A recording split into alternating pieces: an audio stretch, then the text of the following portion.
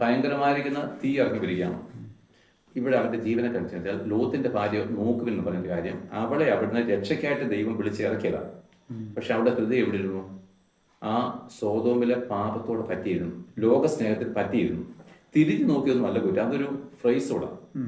തിരിഞ്ഞു നോക്കിയെന്ന് പറഞ്ഞാൽ വിട്ടുപോകുന്നതിനെ നിങ്ങൾ നേടുവാനായിട്ട് തിരിഞ്ഞു പോകാൻ നിങ്ങൾക്ക് കഴിയുമായിരുന്നു. നമ്മൾ വിട്ടുപോയതിനെ പിന്നെ തിരിഞ്ഞു പോകല്ല. ഈ പാപത്തിന്റെ ചേറ്റുകൾ നിന്നെ സ്വാതന്ത്ര്യത്തിലേക്ക് ദൈവം ജീവനിലേക്ക് വിളിച്ചതാ.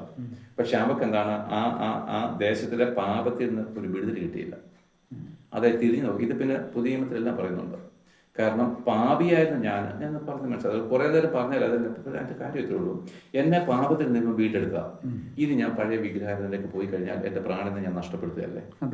ഇനി ഞാൻ വിട്ടിട്ട് ഇപ്പം അവിടെ ഈ മഗ്ദലക്കാരത്തി മറിയെപ്പറ്റി പറയുന്നു. യേശുക്രിസ്തു ഉയർത്തെഴുന്നേറ്റ് ആദ്യം പ്രത്യക്ഷപ്പെടുന്ന ആർക്കാ? ഈ മറിയ. ശിഷ്യന്മാരെക്കാൾ ഉപരി കർത്താവിനെ സ്നേഹിച്ചതും വിശ്വസിച്ച് മറിയ. കാരണം അവളെ ഏത് ചേറ്റിൽ നിന്നാണ് രക്ഷിച്ചത്?